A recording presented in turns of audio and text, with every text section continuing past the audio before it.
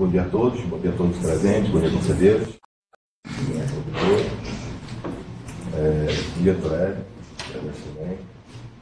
Declaro aberta a sessão número 203, sessão extraordinária, único ponto de pauta, o processo terminado em 103, 88, 2019, 000-166/35, autoria do Hélio Magalhães Pessoa, assunto reclamação na lista de antiguidade. O processo está com a relatoria do conselheiro Bruno e, se não houver nada, eu passo a palavra e para o relatório e após o relatório, o doutor Hélio tem até 10 minutos para fazer a manifestação, vamos aos debates e depois os votos. Ok? Todo mundo preparado? Bom dia a todos e todas aqui presentes, conselheiros, doutor Hélio, colegas também que assistem pela internet. Vou fazer aqui a leitura do relatório, depois passar a palavra ao doutor Hélio para a sustentação oral. Trata-se de processo administrativo protocolado em 3 de abril de 2019, no qual o requerente apresenta reclamação contra a lista de antiguidade número 349/2002, ou 202, publicada em 1º de abril de 2019, pleiteando a retificação do seu tempo de serviço público nos assentamentos funcionais, bem como a adoção do critério tempo de serviço público no Estado da Bahia, previsto no artigo 111, parágrafo 2º, inciso 2, da Lei Complementar 26/2016, para fins de desempate entre os defensores públicos da carreira inicial, da classe inicial da carreira. Em despacho protocolado em 9 de abril de 2019, o pedido foi recebido e conhecido pela presidência do Conselho Superior da Defensoria Pública do Estado da Bahia, que determinou o envio à CAP, Coordenação Administrativa Pessoal, para manifestação acerca do pleito. Em resposta protocolada em 1º de agosto de 2019, a CAP informou, em relação ao primeiro pedido do requerente, que já teria sido realizada a retificação do tempo de serviço do postulante, conforme decisão do processo administrativo 12.24.18.00.98.347.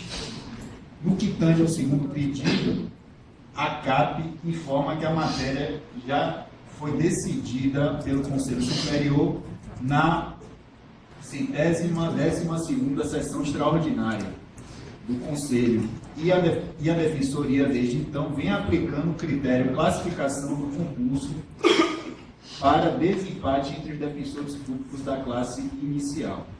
O processo entrou em pauta na 165ª sessão ordinária do Conselho Superior, em 1º de agosto de 2019, tendo sido designado relator em 2 de agosto de 2019. Contudo, o processo foi retirado de pauta pela presidência do Conselho, tendo sido novamente pautado para a 13ª sessão extraordinária do colegiado, prevista para 5 de agosto de 2019. Esse aqui e aí os autos vieram também para o relator, para a manifestação. Agora, passa a palavra. É o relatório? Esse é o relatório. Então, doutor Hélio, por 10 minutos você tem a sustentação oral. Bom dia, senhores conselheiros. Cumprimento a todos na pessoa do presidente, do Pedro. Vou tentar ser breve e o mais objetivo possível, né? Como o Bruno pontuou, eu tentar nesse requerimento tinha 2 pontos. O primeiro já foi retificado, então o objeto agora é só o segundo ponto, que é exatamente os critérios que estão sendo adotados para formar a lista de antiguidade da classe inicial. Como o Bruno mencionou aí, em 2009 existia uma resolução, a resolução 07/2009, que tratava dos critérios de antiguidade na classe inicial. Essa resolução, ela falava basicamente que o tempo de serviço público geral, ele precede a classificação do concurso.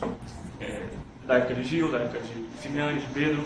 Então, essa resolução, ela vigorou até 2012, nessa sessão de outubro de 2012, a sessão 112, na qual a doutora Liliana, na época, era subdefensora, voltou à época, inclusive, né, doutora? E nessa ocasião, dessa mudança de entendimento, fixou-se um entendimento no sentido de anular essa resolução e fixar um entendimento contrário ao que vinha sendo adotado. O entendimento que ficou foi o critério de desempate na classe inicial é a classificação no concurso. Tudo isso em uma suposta interpretação do parágrafo 3º do artigo 111, que é o artigo que eu mencionei no meu requerimento. Com a devida vênia, eu não concordo com essa interpretação, até por isso que estou aqui questionando, e vou mostrar os meus argumentos, espero convencê-los, né? E vamos lá, né? Eu vou começar. O primeiro argumento que eu vou levantar aqui é com relação à nossa lei federal, a Lei Complementar 80/94, que no seu artigo 121 dispõe sobre as regras gerais de antiguidade, sobre as regras gerais de remoção, que se dá pela antiguidade. Eu me remito aqui à leitura do dispositivo. Artigo 121. A remoção a pedido far-se-á mediante requerimento ao defensor público geral nos 15 dias seguintes à publicação no Diário Oficial do aviso de existência de vaga. Parágrafo único. Fim do prazo fixado neste artigo e havendo mais de um candidato à remoção, será removido o mais antigo na categoria e, vírgula, ocorrendo empate, vírgula, sucessivamente, vírgula, o mais antigo na carreira, vírgula, no tempo de serviço público do Estado, vírgula, no tempo de serviço público em geral, vírgula, o mais idoso e o mais bem classificado no concurso para ingresso da Defensoria Pública.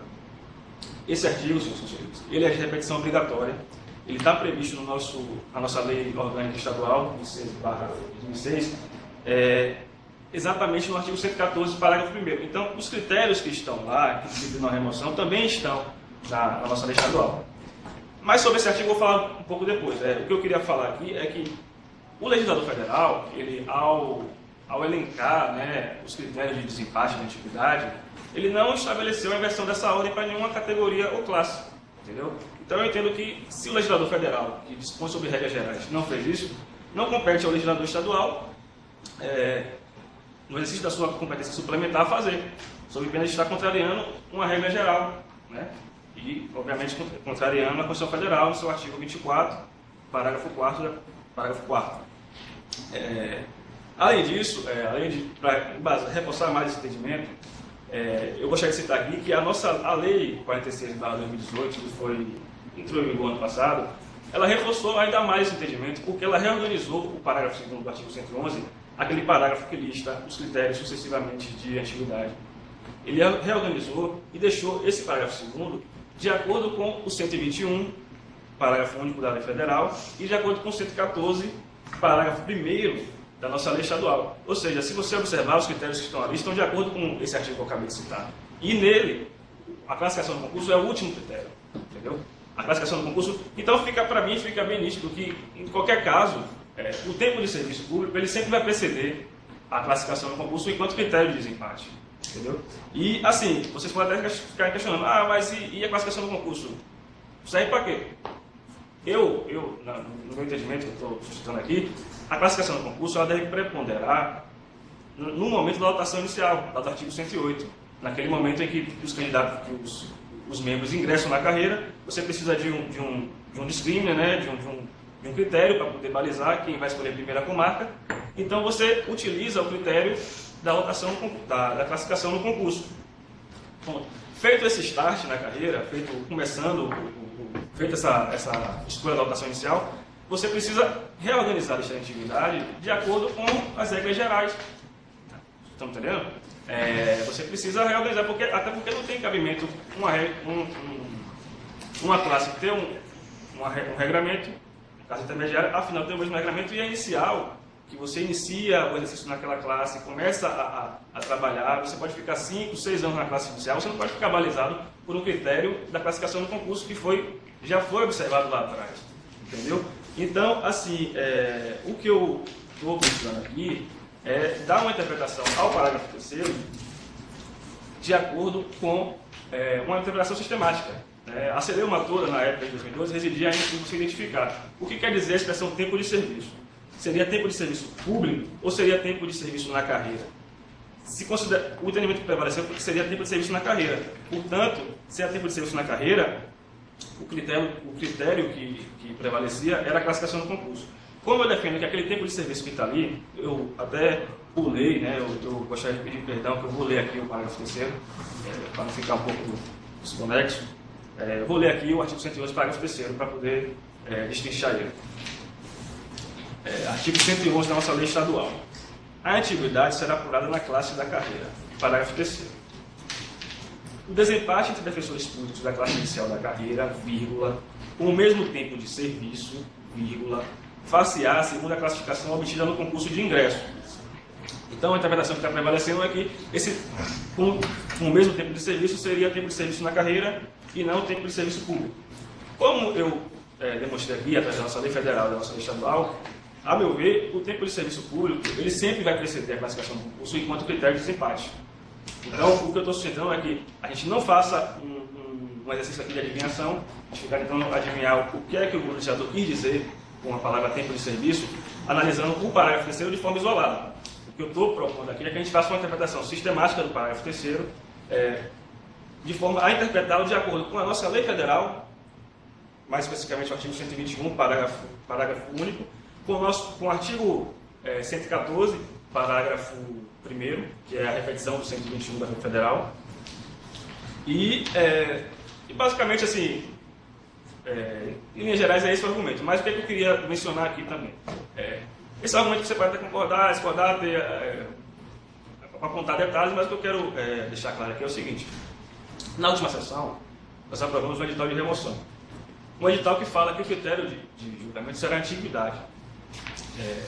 O edital também faz menção ao artigo 121, parágrafo único da lei federal. E faz menção também ao 114, que é exatamente o artigo que disciplina a remoção. O artigo 114, parágrafo 1º. Separei aqui, deixa eu ver. Então, assim, obviamente que se a gente fizer uma remoção e com base na antiguidade, com a interpretação que está sendo aplicada atualmente, nós vamos estar automaticamente observando o 114, parágrafo 1º. Viu?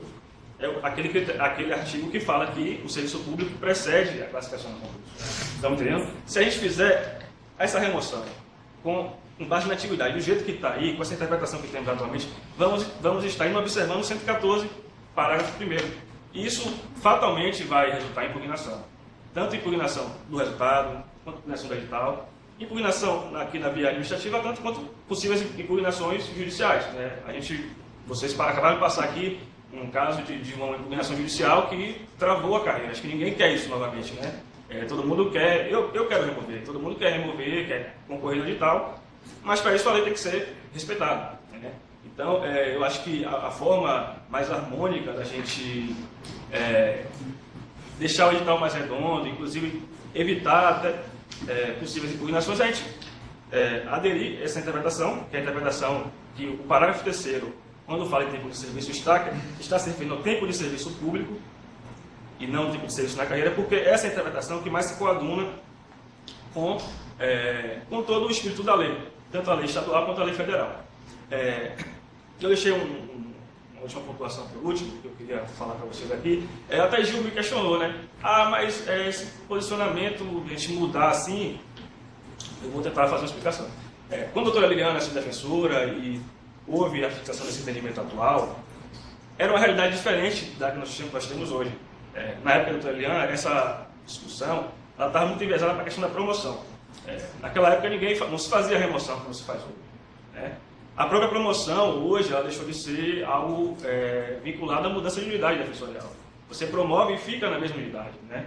Então não tem aquela questão de vou promover, vou sair daqui, vou de Barreiras, vou passar lá do...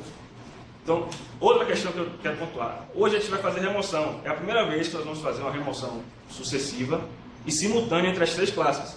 Final, intermediária e inicial. A remoção que foi feita no começo do ano, ela não foi com as 3 classes, ela foi feita com a final e intermediária. Agora nós vamos fazer uma remoção unificada com as 3 classes e sucessiva. Então, assim, eu acho que a dinâmica de movimentação na carreira é diferente da que era na época que a doutora Liliana era subdefensora. Eu acho que essa é a interpretação que eu estou defendendo, acho que é a que mais se coaduna com a atual dinâmica de movimentação na carreira e reiterando aqui qual é a minha tese, né, para que vocês possam entender sem nenhuma dúvida.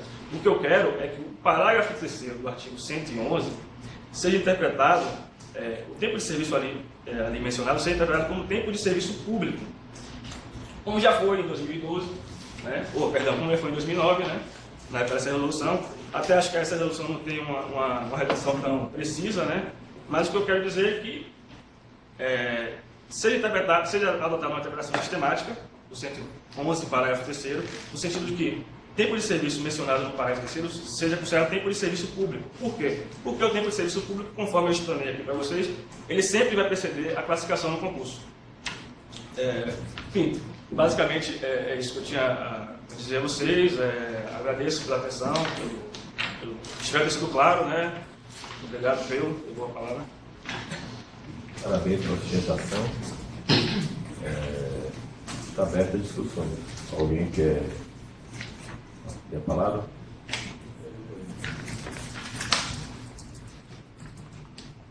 Presidente, só um esclarecimento. Doutor Bruno aí vai proferir o voto, a gente discute, como é que vai ser? Aí depois o Bruno profere. Abre a discussão, depois do voto. Tá. Você vai comentar o seu voto?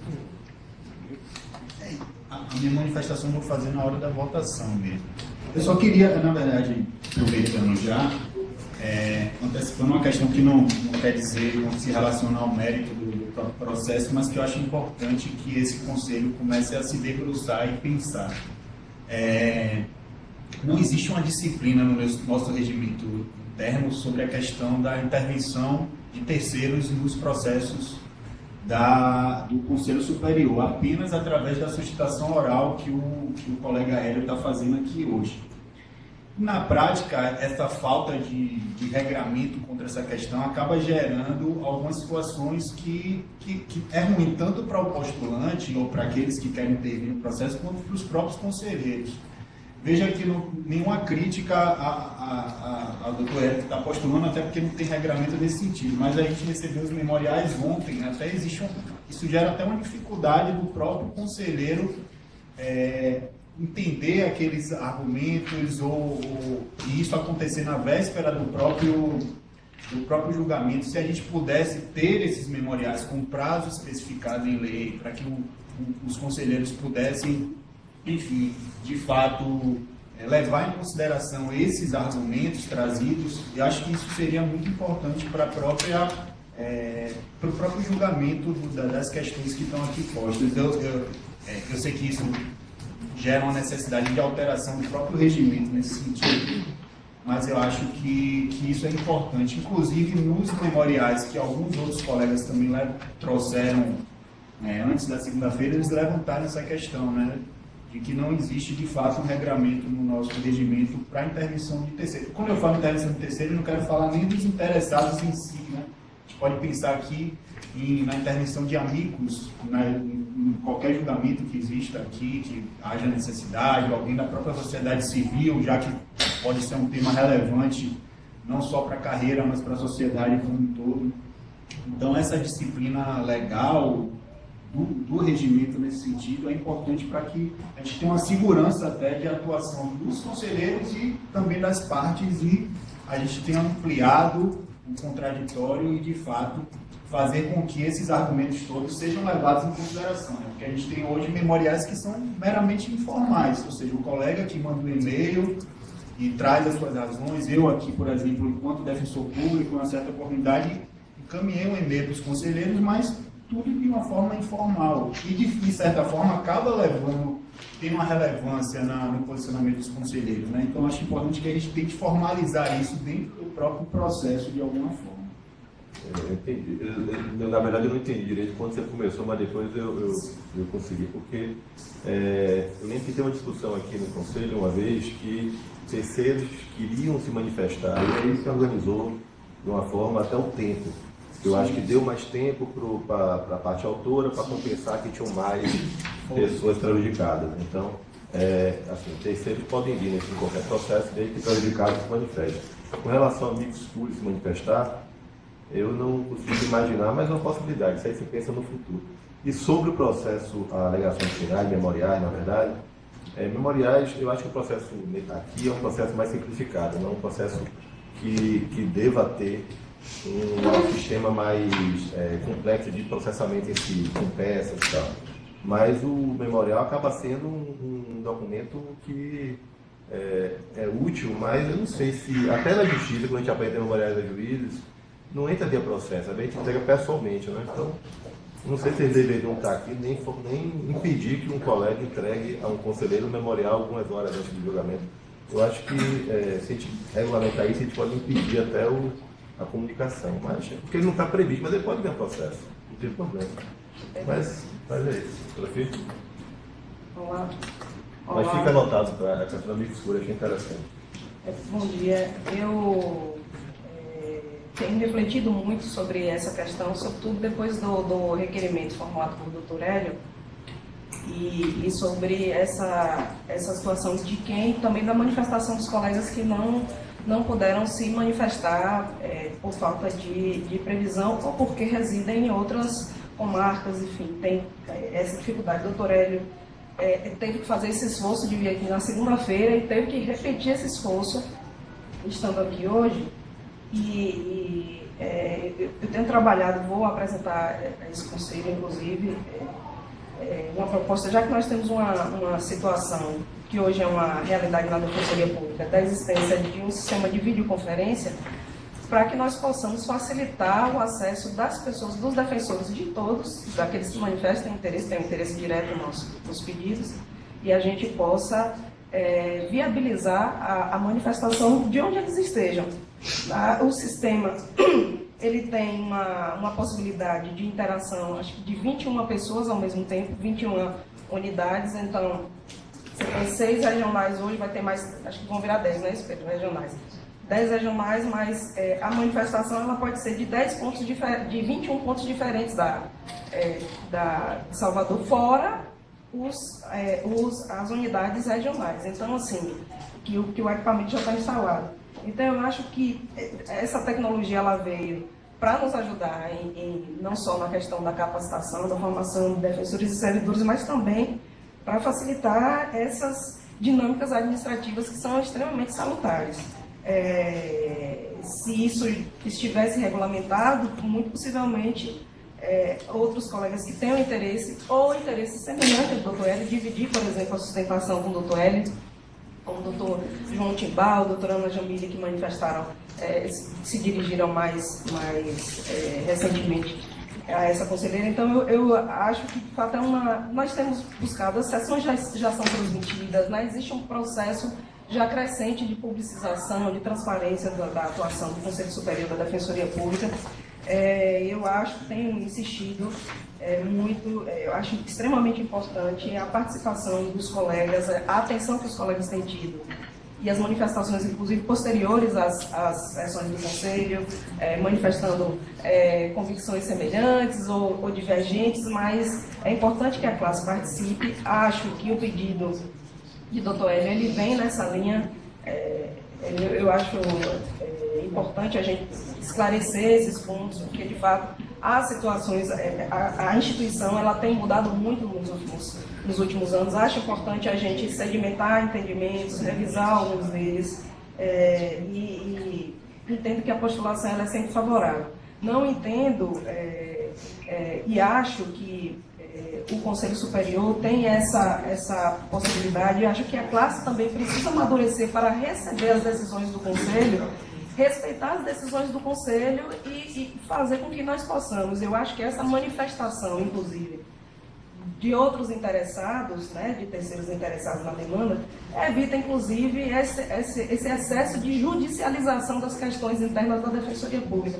Isso mais nos enfraquece, por incrível que pareça, do que nos fortalece. Então, a participação e a possibilidade de um diálogo mais extenso internamente certamente vai aparar arestas e certamente implicar na redução dessa busca de uma... É evidente que a via judicial ela é sempre possível, mas, enfim, o que eu penso, avaliando, inclusive, a atuação da Defensoria Pública nos últimos anos, os pleitos formulados judicialmente, eu vejo que, muitas vezes, nós poderíamos ter resolvido internamente as nossas questões, ao invés de pleitear e provocar atrasos. Acho que a classe também precisa amadurecer no sentido de que nós temos já muitas divisões e que, num momento ou outro, é preciso que as decisões elas sejam assimiladas, sobretudo as internas do Conselho Superior, assimiladas de modo a gente poder fazer com que a carreira prossiga, né? E as remoções e promoções, enfim.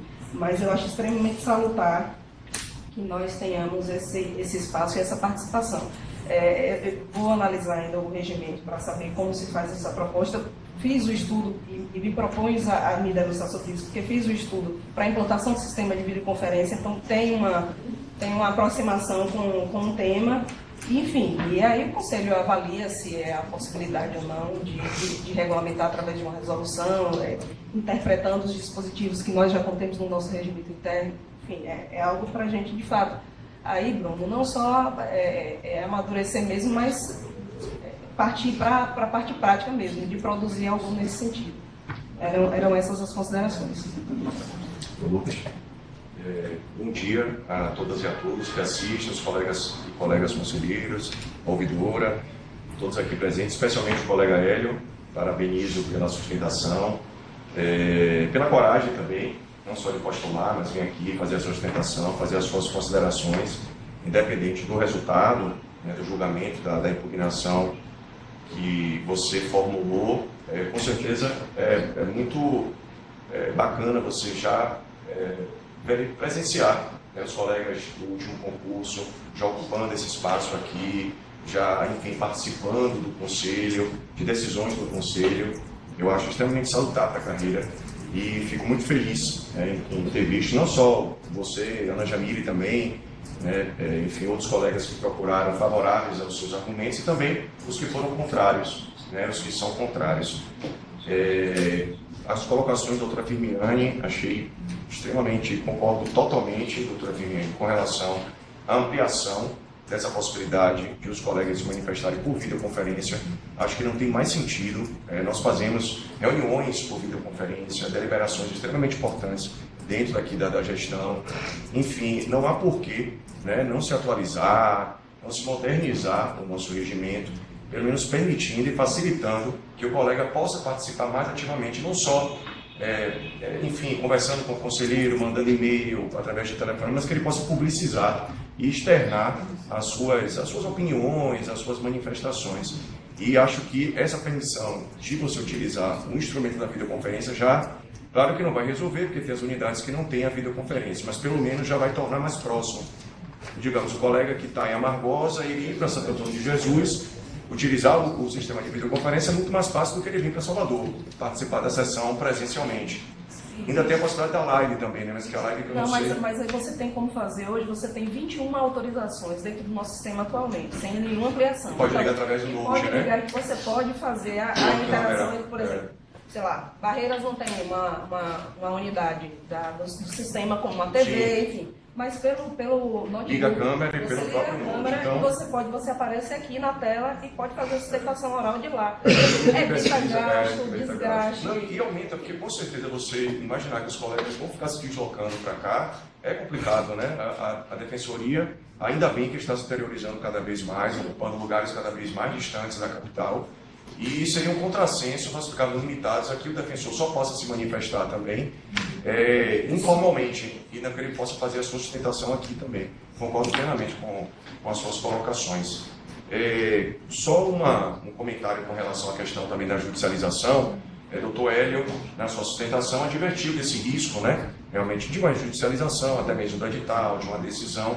Mas esse risco, doutor, também existe do outro lado, de colegas que não concordam também com seus argumentos.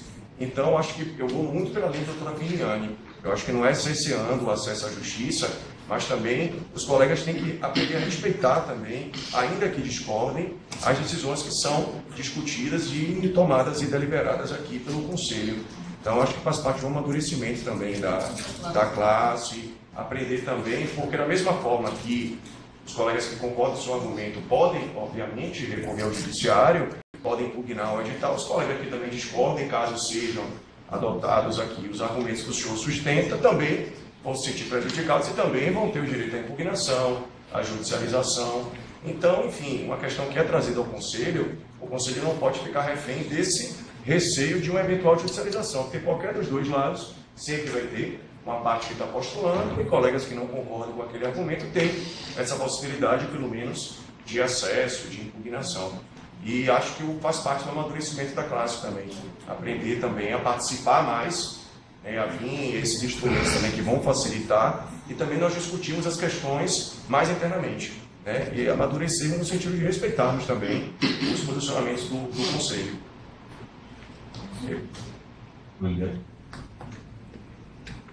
Bom dia a todos e a todas, doutor Hélio, aos colegas que estão assistindo. Está desligado?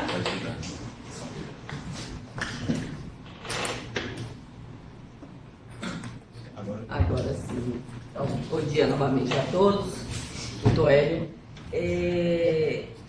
Na reunião passada, o senhor me procurou pessoalmente para nós discutirmos o que teria ocorrido no passado, e eu lhe disse, olha, eu sei por que eu votei, mas o que realmente aconteceu, toda a história, eu não me recordava.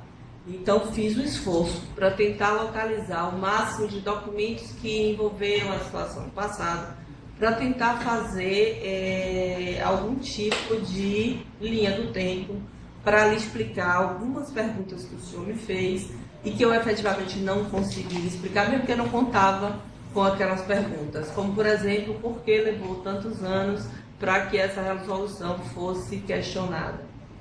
E aí fui me valer do processo como um todo, especialmente do voto do relator, que explicou por que o requerimento de anulação daquela resolução, e eu vou começar por aí, das suas perguntas, vou tentar responder as que me lembro mais pertinentes. Por que se levou tanto tempo? Eu não sei se os colegas, o doutor Bruno deve ter visto isso também. Então, na verdade, a resolução, ela não operou efeitos durante muito tempo. E por quê? Porque em 5 de junho de 2006, foram suspensas as renovações e as promoções por determinação legal. E como essa lei mudava ao cálculo utilizava o tempo de serviço para mudar a classificação dos defensores da lista de antiguidade, ninguém se sentiu abalado ou preocupado, porque não haveria promoção, então essa modificação não causou efetivamente prejuízo naquele momento para ninguém. Apenas efetivamente quando a doutora Célia abriu o processo de promoção, anos depois, em 2012, é que os colegas se mobilizaram para trazer de volta o que eles entendiam, e foi o meu voto nesse sentido, a correta aplicação da lei.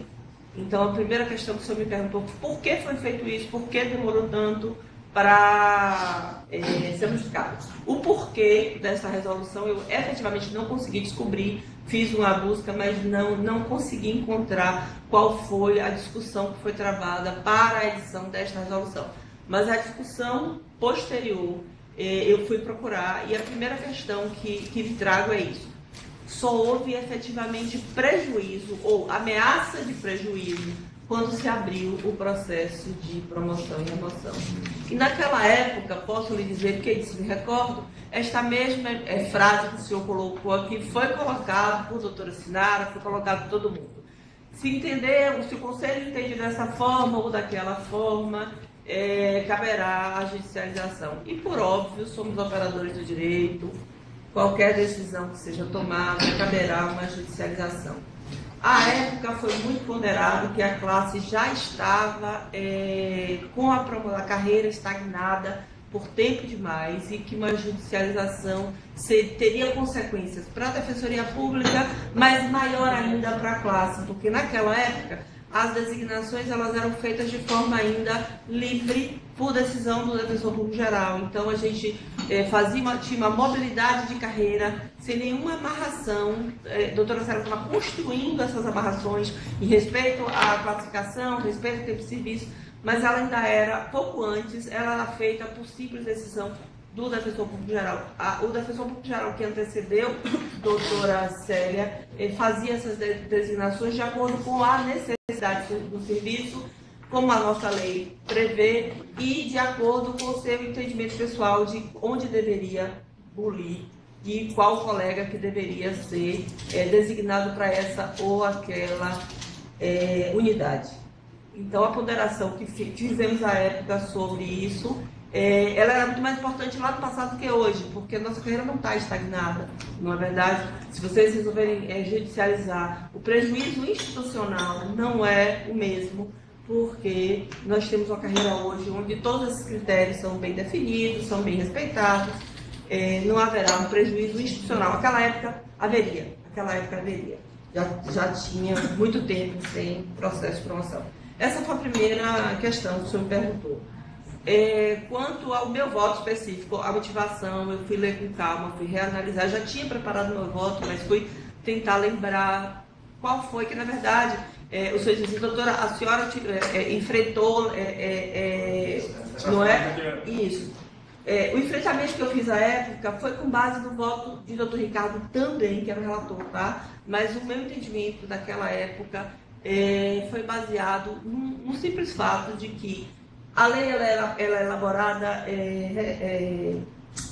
observando requisitos específicos. Aquele parágrafo 3º é uma regra de exceção. Portanto, ela estabelece uma regra específica para quem está na classe inicial da carreira. Foi o meu entendimento da época, é o entendimento que ao final do voto de doutor Bruno eu vou tentar demonstrar para o senhor. Mas acho que respondi suas perguntas, não foi? Porque eu realmente não me lembrava o porquê dessa resolução e por que ela tinha demorado tanto. Eu realmente... A ata não tem isso, mas o voto do relator, ele traz... O relator se deu essa explicação, porque que, embora fosse uma norma perfeita, ela não teve eficácia e ela poderia ainda ser revista pela administração. Ele faz esse histórico e aí eu fui me lembrando, à medida que eu fui lendo tantas ponderações dele, quanto eu fui procurando dos meus documentos antigos, que tem alguma coisa guardada, fui me lembrando da discussão. Inclusive aqui, quando o senhor falou, me lembro também dessa possibilidade de judicialização, como é que foi tratada à época. A doutora Célia teve diversas reuniões, o Conselho discutiu diversas vezes como seria a promoção, como seria a remoção. Era uma participação bastante grande. Me lembro que os defensores interessados todos estavam presentes nessas discussões. A possibilidade que na época se discutia a promoção per salto, se discutia uma promoção sucessiva. Então fui pegar o voto do doutor Jânio para ler porque ele era contra, aí me lembrei bem da posição dele, que ele era absolutamente contra a per salto. A doutora Célia defendia a per salto, ela queria que a carreira se reorganizasse de uma única vez. Enfim, espero ter respondido.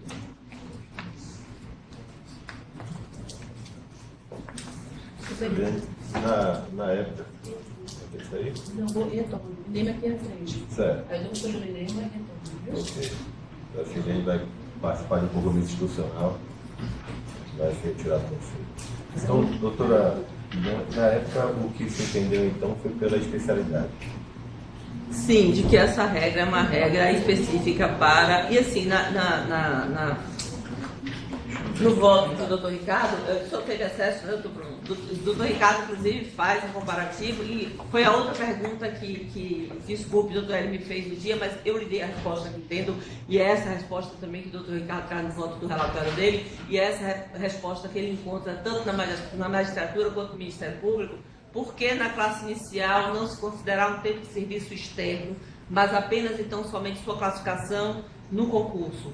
É uma opção legislativa de dar valor à sua classificação no concurso, no início de sua carreira. Essa não é uma legislação única da Defensoria. O doutor Ricardo trouxe, à época, está no voto dele, tanto a legislação do Ministério Público, tanto a legislação da magistratura baiana, fazem de igual forma uma opção por valorizar o ingresso da carreira e a sua classificação no concurso para estabelecer, colocá-lo na nossa lista de antiguidades.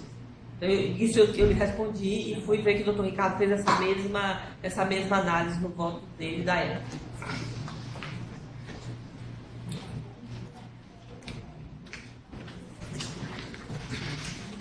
Mais alguém quer se manifestar? Não, só levou no voto. Então, doutor Bruno, preparado para o voto?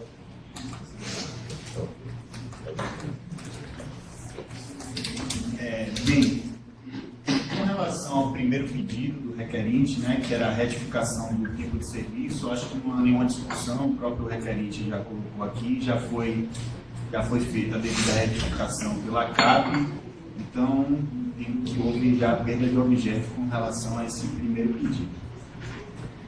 E aí a gente vai enfrentar agora essa segunda questão, que é a adoção de que critério a gente deve adotar para desempate entre os defensores da classe inicial da carreira, enfim, para fins da lista de antiguidade, porque é esse especificamente o pedido do postulante. O doutor Hélio pede no requerimento dele que se aplique o parágrafo 2º do artigo 111 da nossa lei complementar como critério para esse desempate. Né? Só para esclarecer, esse parágrafo 2º ele traz uma regra geral de desempate quanto à lista de antiguidade. Só que no parágrafo 3º nós temos ali uma situação de exceção que a própria lei traz, que se aplica especificamente aos defensores públicos da classe inicial. Então, para mim, já nesse primeiro momento, eu já queria deixar claro que, no caso específico da classe inicial, de fato, se aplica o parágrafo 3º do artigo 111 da lei complementar, que diz que tem uma redação e traz uma regra diferenciada do parágrafo 2º. Então, eu entendo que aos defensores públicos da classe inicial deve ser respeitada a aplicação do parágrafo 3º, como assim diz a nossa legislação. Só um parêntese aqui, eu fiz o meu voto por escrito, vou pedir ajuntado, inclusive, mas até pelo dinamismo aqui da sessão, eu vou trazer meus argumentos de forma oral, se alguém, enfim, quiser que eu faça a leitura também do voto por escrito, mas basicamente são os mesmos argumentos que eu vou trazer aqui, acho que dá um dinamismo maior para a sessão. Então, vencida essa primeira questão, né, que é a aplicação de fato do parágrafo 3º, que eu entendo, a gente vai iniciar um outro debate, que para mim é o grande cerne dessa discussão aqui hoje. O parágrafo 3º, que eu me permito aqui fazer a leitura do 111, ele traz aqui como critério de desempate entre os defensores da classe inicial da carreira, com o mesmo tempo de serviço, face-á segundo a classificação obtida no concurso de ingresso. Então, a grande questão que para mim está colocada aqui é a gente entender o que significaria essa expressão tempo de serviço. Né? Tempo de serviço. E aqui, de fato, eu entendo que existe uma lacuna do legislador, quando ele não especifica o que seria esse tempo de serviço. Porque quando a gente vai olhar, por exemplo, né, se a gente for vamos fazer uma interpretação meramente gramatical dessa questão aqui. Então a gente vai dizer que quando diz o tempo de serviço, seria tempo de serviço geral, já que ele não restringiu, né? Pensando numa interpretação meramente gramatical. Só que quando a gente vai para o parágrafo 2º, a gente vê que ele especificamente faz a distinção quando é tempo na carreira, quando é tempo de serviço público do Estado da Bahia e quando é tempo de serviço público geral. Então, se ele faz essa discriminação no parágrafo 2º, a gente não pode fazer uma interpretação meramente gramatical que esse tempo de serviço seria o tempo de serviço na carreira ou o tempo de serviço público geral no Estado da Bahia, enfim. Então, para mim, já se vence aí essa exegese no sentido de uma interpretação gramatical. Então, a gente tem que buscar, de certa forma, outros critérios para que a gente possa suprir, integrar, digamos aqui, essa lacuna que a lei não supriu, na minha opinião. E aqui eu queria fazer menção até o julgamento da sessão das 112, né, isso da ordinária, que discutiu esse tema e fazer o registro que naquela discussão específica, pelo menos é o que está na ata, se discutiu a questão da antinomia entre a resolução e o critério do parágrafo 3º, e se entendeu que prevaleceria por uma questão legal a lei em relação à resolução. Isso é o que está ali na ata da sessão. Só que em nenhum momento, naquela sessão, foi discutido o alcance do tempo pelo menos na ata não constou, assim, não estava presente, eu não sei, mas na ata não constou essa discussão do termo tempo de serviço. Por isso que eu acho que realmente a gente está aqui diante de uma questão nova, apresentada ao Conselho, é o que me parece, né? Que a gente tentar entender qual seria o alcance dessa expressão tempo de serviço. E a questão, até no primeiro momento, que me pareceu muito simples, cada vez que eu fui estudando mais e me debruçando sobre a questão, eu vi da complexidade que é mesmo esse julgamento de hoje. Eu realmente entendo que aqui a gente tem uma discussão de muitas questões, inclusive de hermenêutica, para a gente poder chegar na solução que cada um vai entender, vai ter o seu posicionamento, mas na solução que a gente entenda mais justa aqui, como colegiado. Então, já que eu não tenho aqui como, por uma interpretação gramatical, chegar ao sentido, ao alcance dessa expressão, para onde foi que eu tentei ir para chegar a essa resposta, né? Primeiro, eu acho que aí a gente tem que fazer uma interpretação sistêmica mesmo. E dentro desse contexto, a gente precisa entender que a gente está dentro de uma legislação que trata sobre Defensoria Pública do Estado da Bahia, né? Especificamente sobre defensoria. Entendendo que essa expressão está dentro desse contexto de uma legislação da defensoria, a ideia que a gente pode extrair desse tempo de serviço seria o tempo de serviço na carreira, já que o legislador não teria dado, não deu, na verdade, esse alcance da expressão. Então, esse é uma primeira inclinação, né?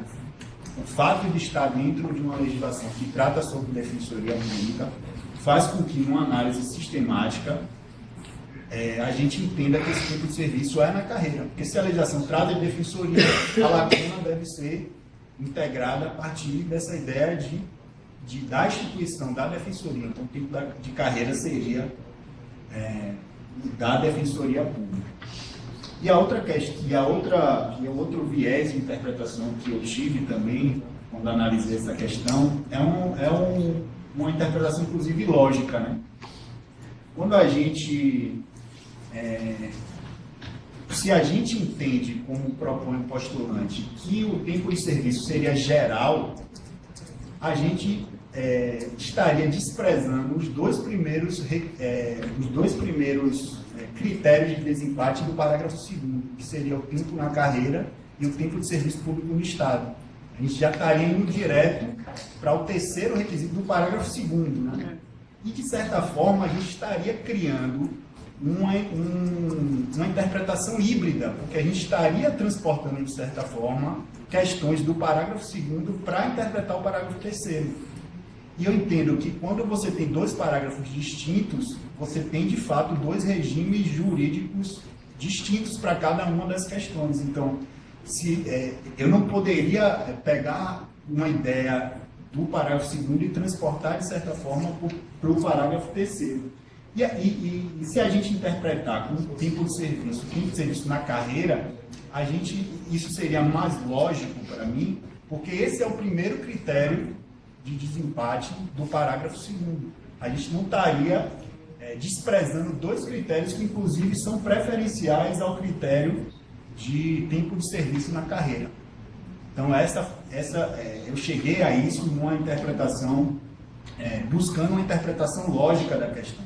De fato, senti bastante dificuldade de chegar nesse alcance do teor desse tempo de serviço. E acho, inclusive, que a interpretação que o doutor Hélio traz aqui é uma interpretação extremamente plausível, porque ele traz também outras questões, e aqui eu queria falar especificamente disso, em relação à própria lei complementar federal. E aqui vai ter uma outra celeuma, que eu acho que é muito importante. A nossa lei complementar federal, no artigo 121, percebem, conselheiros, traz lei complementar federal.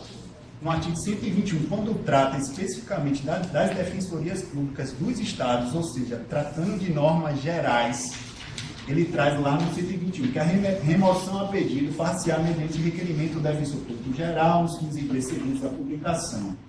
No parágrafo ele diz: fim do prazo fixado neste artigo, havendo mais de um candidato à remoção, será removido o mais antigo na carreira, e ocorrendo empate sucessivamente o mais antigo na carreira, no serviço público do Estado, no serviço público geral, o mais idoso e, por último, o mais bem classificado no concurso.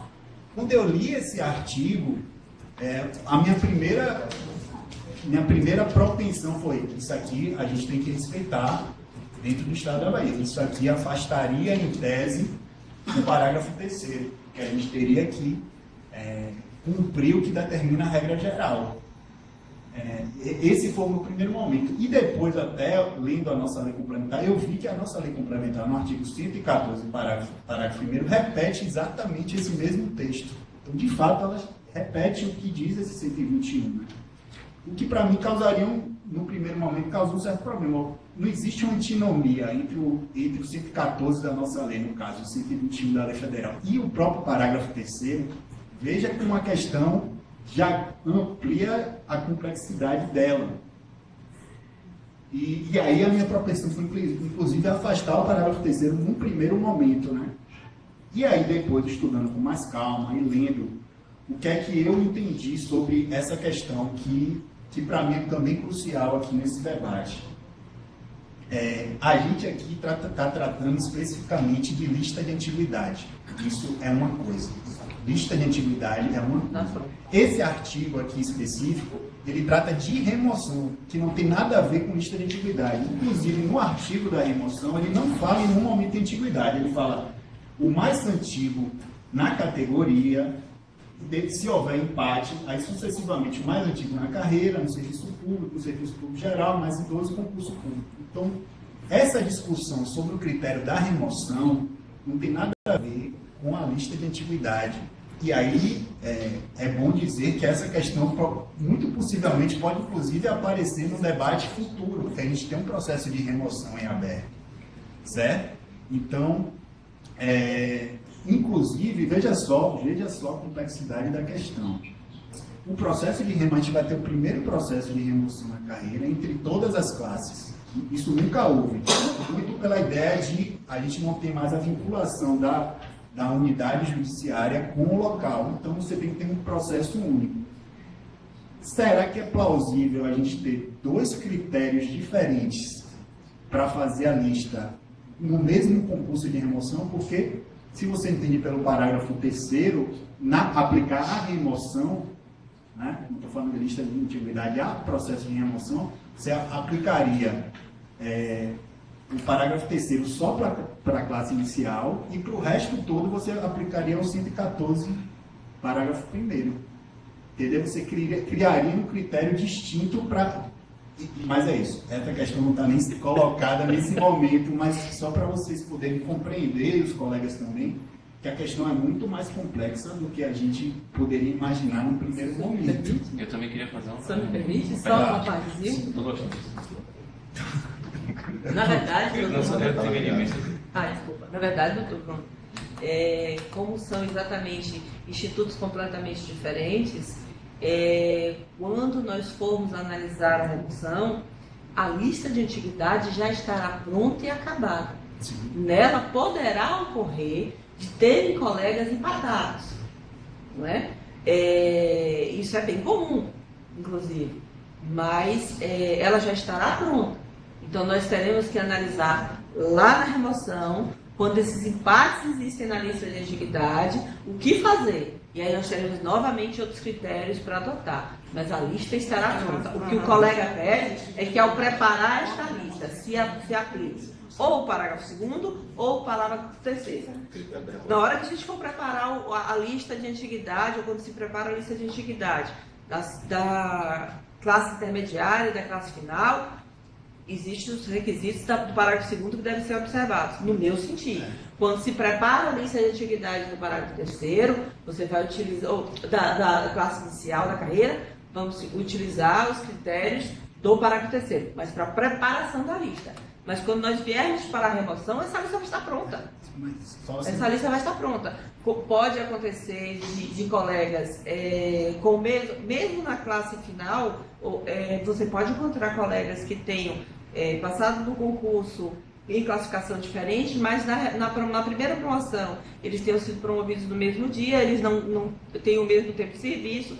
Essa mobilidade na carreira, a gente tem hoje na carreira colegas que estão, vou dar um exemplo claro, na instância superior, que são muito menos antigos na Defensoria Pública do que eu. Então, se fosse usado critério de concurso, mas não é, porque a nossa lista de antiguidade, ela é elaborada classe a classe. Então, o critério de mobilidade, ela vai também variar classe a classe. A classe inicial, no meu entendimento, é uma e para as demais classes é outra. Eu só vou discordar num ponto. Eu acho que a lista de antiguidade não deve ser usada para remoção. O que deve ser usada para... E aí, já talvez adiantando até uma discussão que pode surgir adiante, a lei não fala em lista de antiguidade para remoção, já fala nesses critérios aqui, que é o tempo na classe e os outros critérios Para sucessivos. desempatar. Não, ele fala primeiro. Se houver empate na classe. Sim, mas é porque toda classe tem uma lista de antiguidade. A classe inicial tem uma lista de antiguidade da classe inicial. A classe intermediária tem uma lista de antiguidade da classe intermediária. A classe final tem uma lista de antiguidade. E a classe da instância superior tem outra lista de antiguidade. São listas de antiguidade que elas são diferentes classe a classe. Embora seja uma lista única, elas são listas de antiguidade. É porque a gente pensa numa única lista de antiguidade, porque quando ela é publicada única, mas cada classe tem a sua própria lista de antiguidade. Haja vista que a nossa antiguidade é vista na classe da carreira. Só passa a palavra. Porque essa questão que você trouxe das classes, eu também fiquei ontem lendo, né? Eu trouxe um monte de coisa aí para mexer um pouco com a cabeça da gente. Mas assim, vê se eu estou errado. Eu estava analisando o seguinte: como a remoção é classe a classe, entendeu? Então assim, eu não vislumbrei o prejuízo no primeiro momento. Eu queria que você disse aí se você vai abordar essa questão. E assim, eu lembro que da outra composição do Conselho teve uma discussão sobre quadro de antiguidade, lista de antiguidade, né, que eu até perguntei a Diogo. Ele me fez um histórico para a gente relembrar, entendeu? E eu estou entendendo mais ou menos o que a doutora Liliane está dizendo, é o seguinte, que a lista de antiguidade é a baliza para a remoção. A gente vai utilizar a baliza. Ela vai estar pronta. Né? Mas se houver empate, nós vamos utilizar os critérios do artigo 111. Não, do 114. Foi assim que você pensou também? Vejam só, uma questão problemática, só para fazer um esclarecimento, né? Se a gente entende que a lista de antiguidade baliza, inclusive, o concurso de remoção, a gente estaria afastando todos esses critérios, porque a lista de antiguidade já vai ter usado esses critérios para chegar à lista. Por isso que eu acho que assim, o tempo na classe é quando todo mundo entrou naquela classe. O desempate, você não vai poder fazer pelo critério que se fez na lista de antiguidade. Você vai ter que se fazer... Por isso que eu acho que são duas coisas diferentes. A lista de antiguidade, que vai ter o seu próprio critério baseado no parágrafo 2º e no parágrafo 3º, e a lista de remoção, que vai ser baseado nos critérios do artigo 114, parágrafo 1. Vê como a questão é... A lista não, esses critérios se houver empate. A lista vai estar pronta. Exatamente. Ela vai estar pronta, utilizando-se como critério os parágrafos 2º para as classes intermediárias e final. Só para você entender. Aí você está dizendo que a lista, só para... Porque eu fiquei um pouco confusa aqui nas discussões.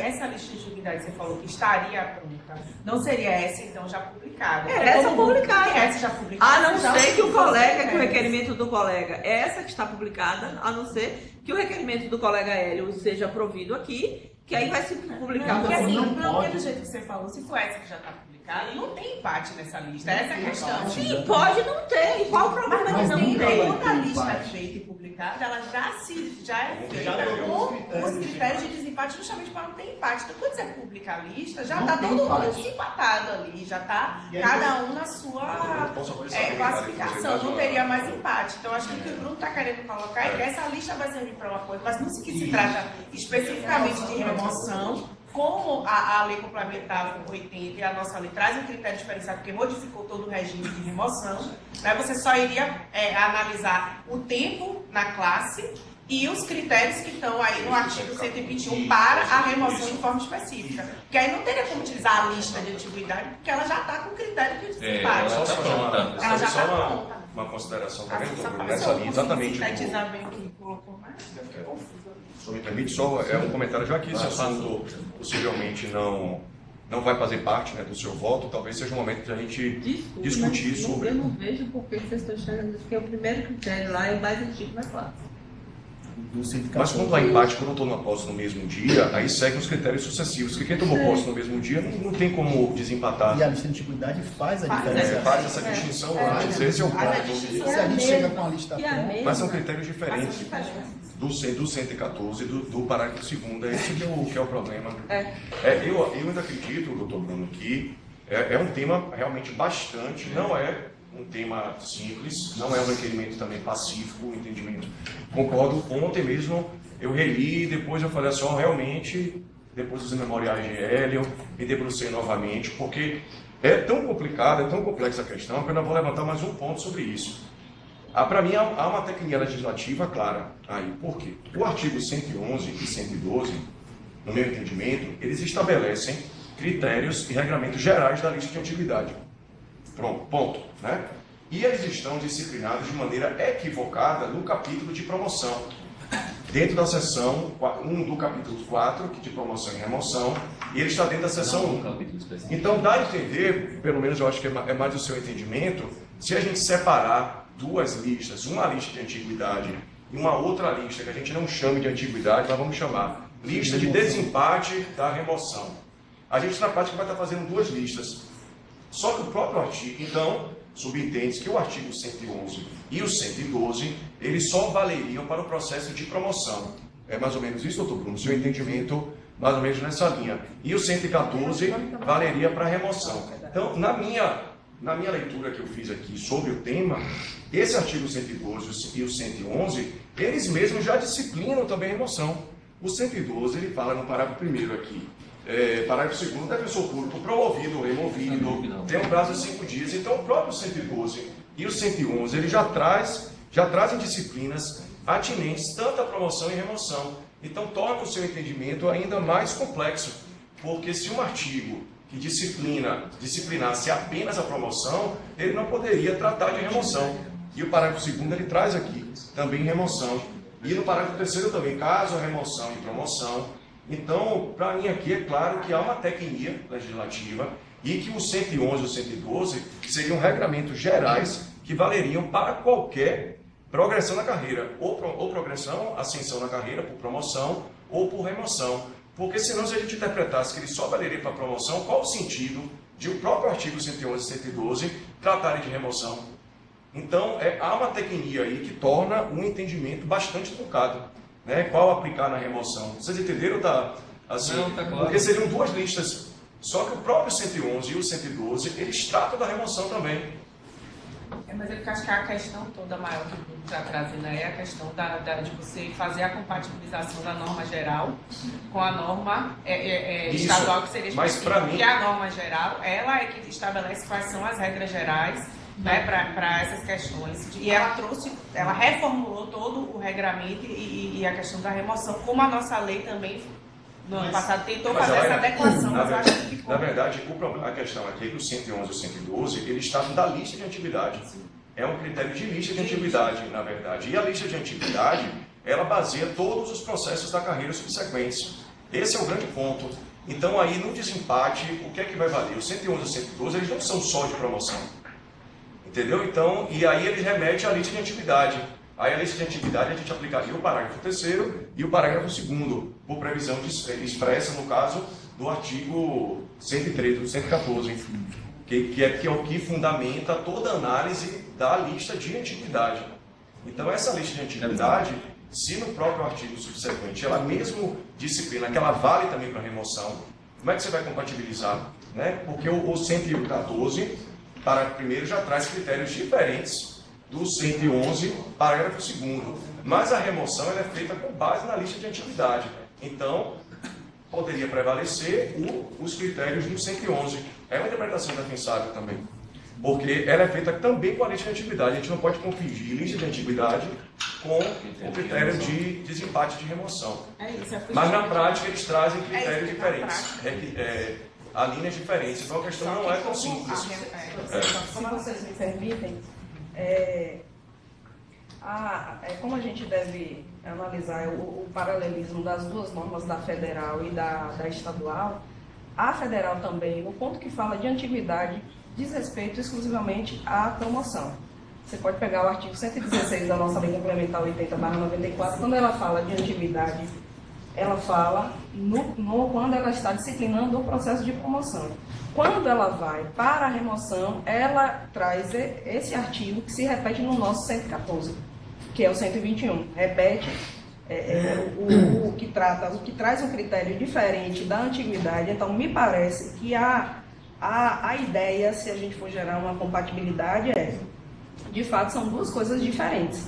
Lista de antiguidade para fins, inclusive, de promoção é uma coisa, se a gente for adotar essa parametrização. Eu estou aqui trazendo uma construção do que eu também fui tentando construir. Eu não acho que seja tão difícil da gente entender. Talvez nós tenhamos, num primeiro momento, achado a questão simples de resolver. Ela é complexa desde o início, mas a solução não é complexa. É isso que eu penso.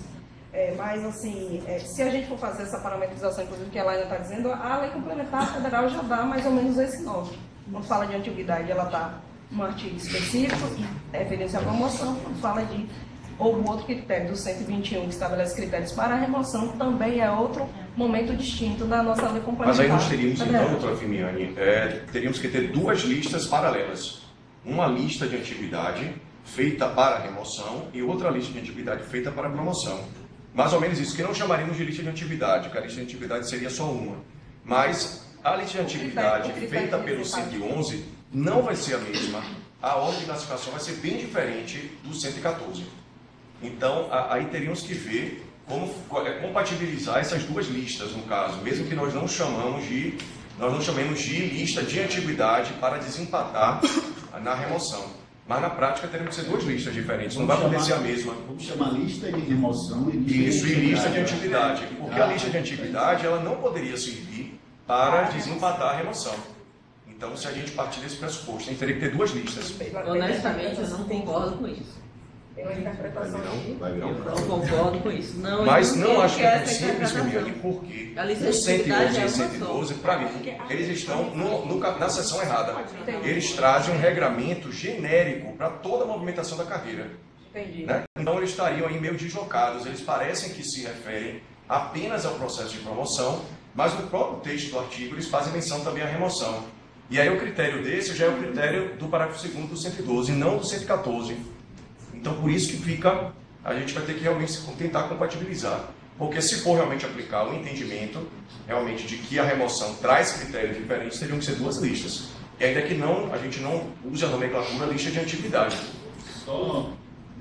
Desculpe, o fato de vocês não vislumbrarem a possibilidade de empate com a lista de antiguidade não faz com que esse conselho possa criar um monstro que é uma outra lista de antiguidade que é exclusiva para a remoção. Mas não tem empate, doutora, mas na lista de antiguidade... Mas a lista que deve ser usada para a remoção e para a promoção é a lista de antiguidade. É isso. Já que o critério é a antiguidade. Mas o que é o critério para essa lista, em tese, de antiguidade, que seria una, é diferente na remoção? Se estabeleceu um absurdo de parecer que cria-se uma outra lista. Mas é a lista de antiguidade, porque o critério é a antiguidade. É porque os critérios são diferentes. De desempate. Isso. Não, mas assim, quando você pede, sendo pedido, havendo um empate, quais os critérios que devem ser utilizados para desempatar? E não qual o critério para construir uma lista de antiguidade, que vocês estão querendo. Não é isso, porque na verdade... Não é a lista de antiguidade, não é chamado lista de antiguidade, mas seria uma lista de desempate. Diferente. Mas essa lista de antiguidade ela só pode ser pensada se houver empate. Não havendo empate, eu não consigo imaginar presidenciar duas listas. Devolver a palavra a Bruno para terminar o voto dele, e aí na oportunidade dos colegas, cada um manifesta seu... Só um parêntese, você vê como essa questão, por que também essa questão está vindo à tona agora, né? Um pouco até no sentido que a doutora Liliana colocou, que isso demorou de 2007, que é a época da resolução, até 2012, porque não havia remoção. Agora também o processo de remoção inicial é algo muito recente dentro da instituição, talvez por isso também... Mas remoções são feitas aqui na defensoria. Mas na inicial... Por exemplo, Nunca. Eu fui removido Era na sempre inicial. designação, né? Escolhia na lista de classificação por designação. Colega, a palavra está com Essa remoção inicial, por exemplo, comigo especificamente, aconteceu por designação. E, na verdade, se adotou, inclusive, o critério para designação de ordem de classificação do concurso na minha época, mas, em tese, para designação não precisaria ter nenhum critério legal para isso, né? Só deixar claro o que eu acho que a gente precisa diferenciar aqui é que antiguidade é uma coisa e remoção é outra. Então, a lei, tanto no 121 da Lei Complementar Federal, quanto no 114 primeiro da Lei Complementar Estadual, ele não fala em antiguidade, em lista de antiguidade ou antiguidade para critério de remoção. Ele fala em tempo na classe e depois vai trazendo sucessivamente cada um dos critérios de desempate. Então, na verdade, de fato, são duas listas distintas, que a lista da remoção não tem nada a ver com antiguidade. Só para deixar pontuado isso e dizer também, colegas, que esse debate que a gente está tendo aqui, na verdade, a gente está, de certa forma, se adiantando a algo que nem está... Que não é objeto, então, existe um requerimento. Não é objeto. Por isso que eu quero deixar claro aqui que a minha posição e a minha decisão aqui é baseado na impugnação à lista de antiguidade. A gente aqui, não foi esse o pedido do postulante, não é essa decisão do Conselho de discutir a questão da remoção agora, mas, de fato, como uma coisa está ligada à outra, a gente acaba, nas discussões, nos debates, nos debruçando sobre essas questões também. Então, só voltando, recuperando um pouco o meu voto, nesse sentido de que estamos discutindo aqui especificamente lista de antiguidade, eu entendo que, nesse sentido, para a classe inicial, deve-se aplicar o parágrafo 3º do artigo 111 e, com relação ao parágrafo 3º do artigo 111, dimensionar o tempo de serviço. E aqui vou reforçar o que eu já disse, né? Como a gente integrar esse tempo de serviço. E eu busquei, para chegar à minha decisão, uma interpretação lógica, né? Entendendo que não há por que se entender tempo de serviço geral e dispensar dois critérios que seriam preferenciais a esse que estão no parágrafo 2º. Então, por lógica até, eu entendo que você deveria pegar o primeiro critério do parágrafo 2º, que é o tempo de serviço na carreira, que é preferencial, inclusive, aos outros dois, ao tempo de serviço no Estado e ao tempo de serviço geral. Então, por uma questão lógica, entendo que deva prevalecer a ideia de tempo de serviço na carreira e também por uma interpretação sistemática, né? Entendendo que a gente está falando de uma legislação de defensoria pública, de institutos que se relacionam à defensoria pública. Então, não vejo como a gente interpretar esse tempo de serviço de forma ampliada, geral, entendeu? Diante disso, entendo que, de fato, é o tempo de serviço na carreira. Então, basicamente, são esses os argumentos do meu voto, que eu vou fazer a juntada também, depois posso até disponibilizar postulante, enfim, os demais conselheiros também. Mas é mais ou menos nesse sentido, né? Perda do objeto em relação ao primeiro pedido, em relação ao segundo pedido, rejeitar ele por entender que deve se aplicar de fato o parágrafo 3º, porque o postulante pede a aplicação do parágrafo 2º, né? Inciso 2º. Eu entendo que não, que existe norma específica que deve se aplicar o parágrafo 3º e na questão específica do tempo de serviço, entendo que deva se dar a dimensão tempo de serviço na carreira por essas argumentações que eu expus aqui no meu voto. É o meu voto.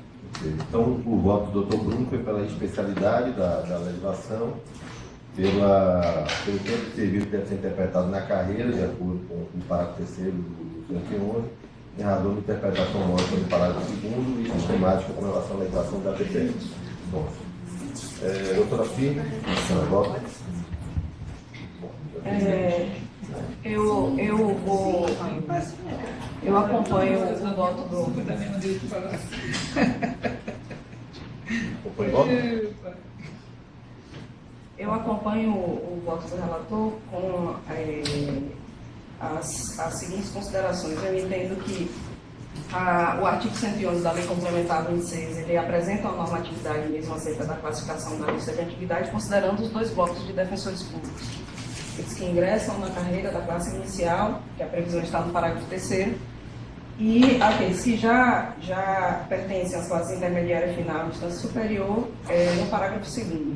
E eu entendo também que não há nessa interpretação qualquer colidência com a Lei Complementar Federal 80/94, visto que esta, ao tratar de antiguidade, em seu artigo 116, parágrafo 2º, estabelece que ela será atuada na categoria, a nomenclatura utilizada pela Lei Complementar, que na nossa lei é classe, e determinada pelo tempo de efetivo exercício na mesma. E aí eu entendo que, diferentemente, são os critérios de desempate nos processos de remoção para a carreira e que se subsumem aos artigos 114, parágrafo 1º e 121, parágrafo único da Lei Complementar 80/94. Percebe-se, portanto, que quando o legislador quis fazer a diferenciação entre defensores de classes diversas, o fez ao tratar da antiguidade e em dispositivos distintos. É a hipótese do artigo 111 e seus parágrafos 2º e 3º. Diante disso, o meu voto é acompanhando o voto do relator pela procedência do pedido formulado pelo requerente e consolidando, inclusive, o entendimento que já vem sendo adotado aqui pelo Conselho Superior. Então, é falta de compatibilidade dos artigos e critérios de empate para remoção é algo diferente. Então, doutor Gil. Agradecer a ele que trouxe essa questão aqui, realmente muito interessante. E ontem, quando eu parei para Bruno também trouxe uma questão interessante, a disciplina sobre a manifestação do defensor. Porque tem a questão da sustentação aqui, mas eu recebi memoriais, e-mails de colegas, seria bom a gente ver, sabe por quê? Porque eu acho que quando o Hélio passou os memoriais ontem, pelo horário, já era bem tarde. E por acaso o meu e-mail está sincronizado com o e-mail funcional, aí eu recebi, disse não, mesmo ultrapassando o adiantado da hora, eu vou ler em consideração ao colega, para tentar melhorar o meu entendimento.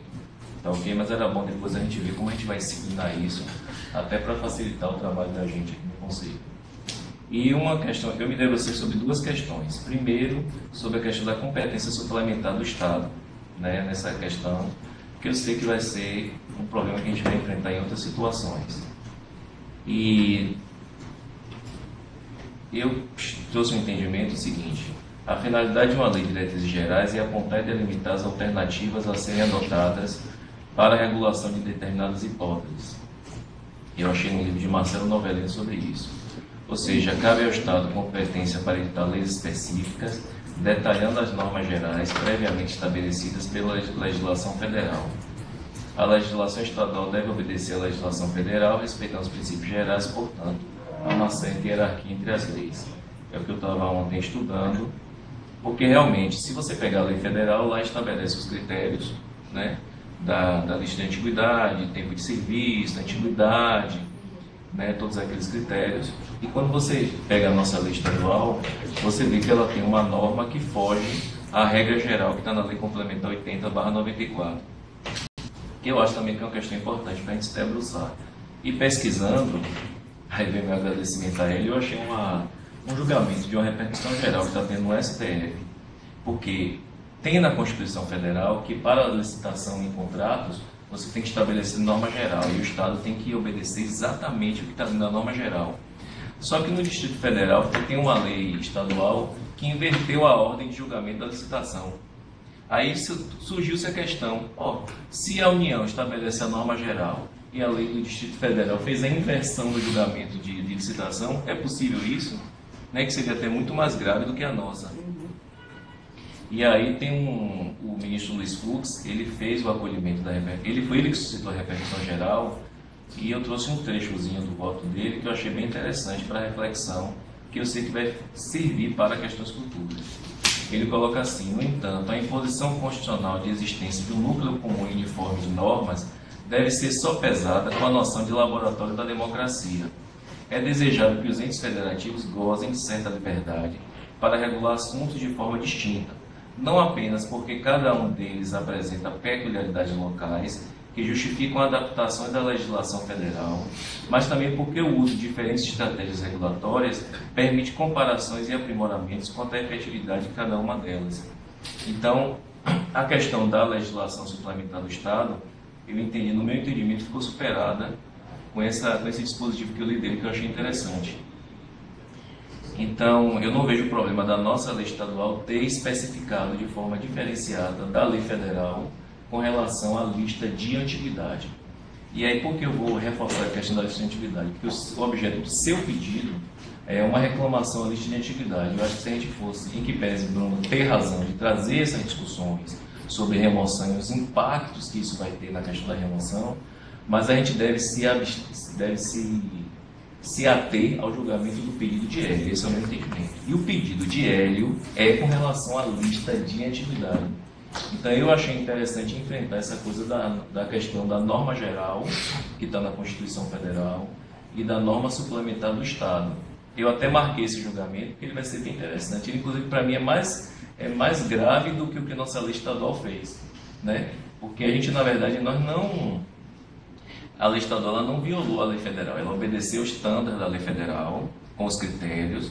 A lei complementar 46 de 2018 fez a adaptação à lei federal e, como também de alguma forma a lei federal diz que o julgamento da lista, a definição de lista de antiguidade é de acordo com cada classe, cada categoria no caso, a nossa lei estadual especificou que no caso dela, ela vai ter o critério do concurso público, do desempate. Então eu não vejo problema, não acho que há uma divergência entre a lei federal e a lei estadual. Eu acho, assim, é um entendimento que eu tive. Eu fiquei refletindo muito sobre esse requerimento ontem.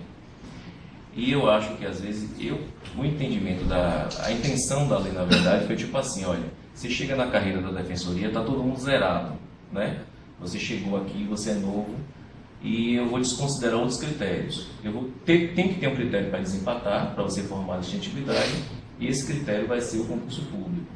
Tanto é que o artigo 108 da nossa lei diz lá da questão da antiguidade, tendo como critério a classificação no concurso público, certo? Então eu vou votar pelo não acolhimento da reclamação da lista de antiguidade, entendendo que não há antinomia entre a lei federal e a lei estadual, ou seja, a nossa lei estadual pôde de alguma forma criar esse critério para excepcionar o entendimento na classe inicial, certo? E depois, como a doutora Liliana colocou aqui, se vier a ocorrer alguma divergência, nós vamos ter que nos debruçar quando vier a remoção, que aí vai ser um outro momento. Mas do ponto de vista processual, eu sei, mas do ponto de vista processual, eu prefiro me ater ao pedido, ao objeto do pedido de Hélio, para a gente não fazer um julgamento além do pedido dele, e vou julgar pelo não acolhimento da lista de antiguidade. Então, também foi pela especialidade, né? É. Aí a senhora ali dentro. Candidato?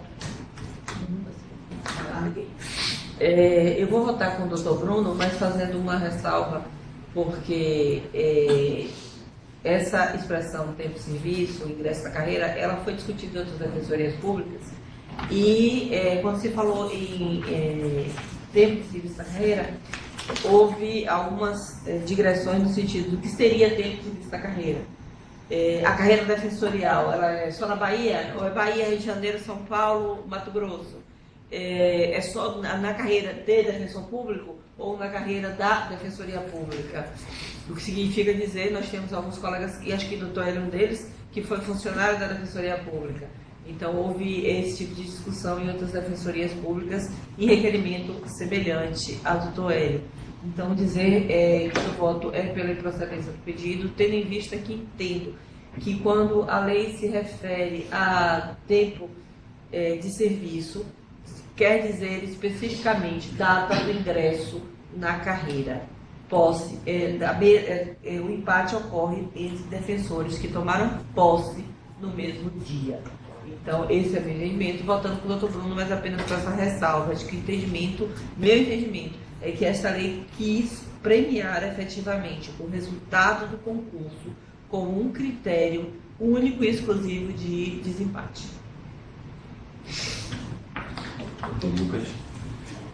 Bom, eu também acompanho o voto do relator, doutor Bruno. Faço as mesmas ressalvas que o Bruno já fez, o doutor Gil também acompanhou, com relação à apresentação de memoriais, do horário de apresentação. Ontem eu já tinha lido a impugnação de Hélio, já tinha lido também os memoriais que as colegas encaminharam, e Hélio enviou um memorial adicional no fim da tarde. Então, também peguei pelo celular, de noite, enfim, comecei a ler, e ele trouxe até argumentos até mais interessantes do que é o que ele tinha trazido na própria impugnação.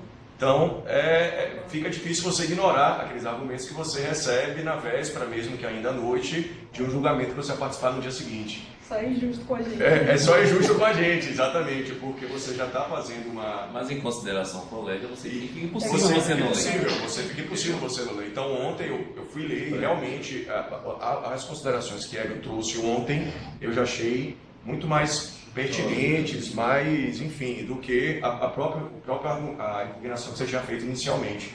Mas é injusto realmente, porque à noite aí você não tem como ignorar, né? Você tem que se debruçar, enfim.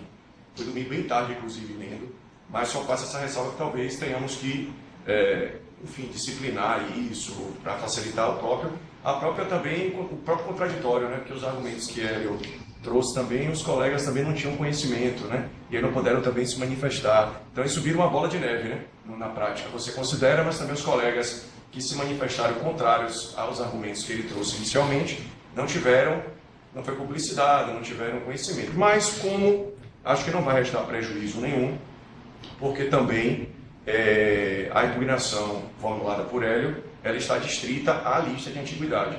Também acho que não houve prejuízo, nem as colegas que não se manifestaram, que os argumentos trazidos por Dr. Hélio poderiam repercutir numa eventual remoção, mas não a impugnação à lista de antiguidade. A lista de antiguidade, eu voto com o Bruno, acho que tem que ser aplicado sim o parágrafo 3º do artigo 111. Não creio que, acho que a interpretação mais correta, uma interpretação lógica do sistema da nossa lei complementar, é de que esse tempo de serviço previsto no parágrafo 3º é tempo de serviço na classe inicial. Caso a interpretação fosse diferente, nós fôssemos utilizar o próprio parágrafo 2º, o parágrafo 3º nem precisaria existir. Né? Se a gente já fosse aplicar para a classe inicial também os mesmos critérios do parágrafo 2º, e ele não precisaria existir. E mais, se nós tivéssemos que aplicar, como o Dr. Hélio defende, pular do primeiro a linha para o terceiro inciso, isso teria que estar previsto. Porque, na pior das hipóteses, na interpretação dele, teria que aplicar o parágrafo 2º, o que eu não concordo.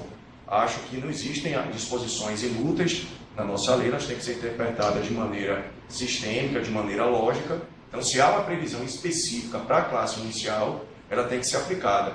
E, por interpretação também lógica, não teria sentido ela incluir critérios diferentes sem uma previsão legislativa específica para a inicial, e tampouco mudar até o próprio critério do parágrafo 2º. Enfim, acho que o parágrafo 3º tem a sua razão de existir e ele tem que ser aplicado sim para os defensores da classe inicial com relação à lista de antiguidade. Bom, o segundo ponto com relação à função suplementar, também não verifiquei nenhuma incompatibilidade, violação ao artigo 24 da Constituição, parágrafo 4º. Acho que o parágrafo 3º me trouxe uma especialidade, a regra geral, também que é trazida pela nossa lei complementar, no próprio exercício da função suplementar. Se nós entendêssemos que o Estado ele não pode trazer nenhuma especificidade, no caso, com relação aos defensores da inicial, diferentes ou complementares ou específicas à regra geral, a função suplementar não estaria prejudicada, ela não existiria.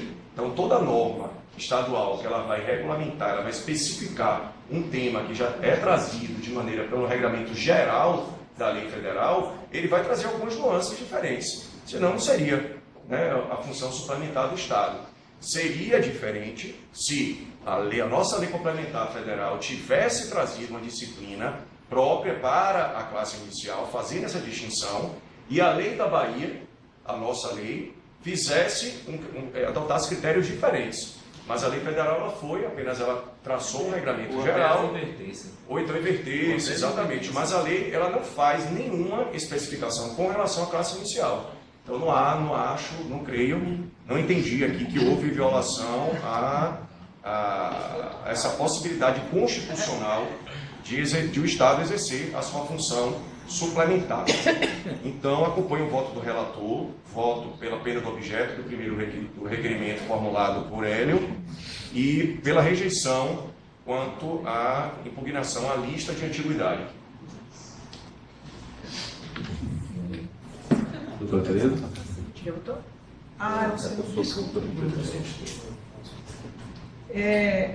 Eu tive cuidado, até pelo que eu li, pelo requerimento do colega, de ficar bem silenciosa nesse momento para ouvir um entendimento de todo o conselho.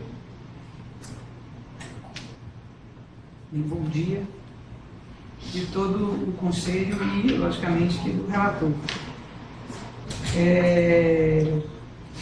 Me debrucei, por conta, porque uma semana corrida, para a gente poder ir numa temática que os próprios colegas aqui identificaram que carecia de um cuidado maior, até para que se pudesse pensar numa perspectiva de analisar até as próprias resoluções que se instalam nessa questão, porque, particularmente, eu entendo de que lista de antiguidade, quando a gente vislumbra ela, a gente trabalha com duas situações. Uma é na lotação e outra é o posterior disso.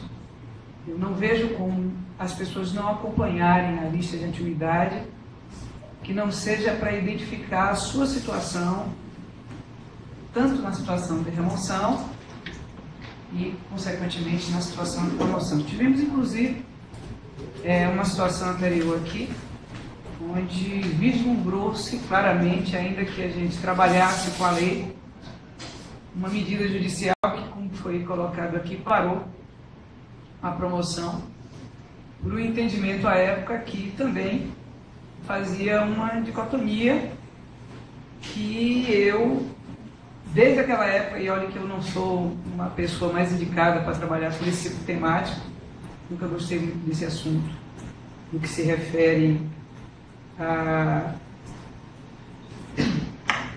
vislumbrar, inclusive, essa situação, que é a situação de ter duas listas, de ter uma análise por conta de que você está em primeiro lugar, por exemplo, na lista na instância superior. Me parece que a doutora Célia, pela situação, ela está por ter entrado.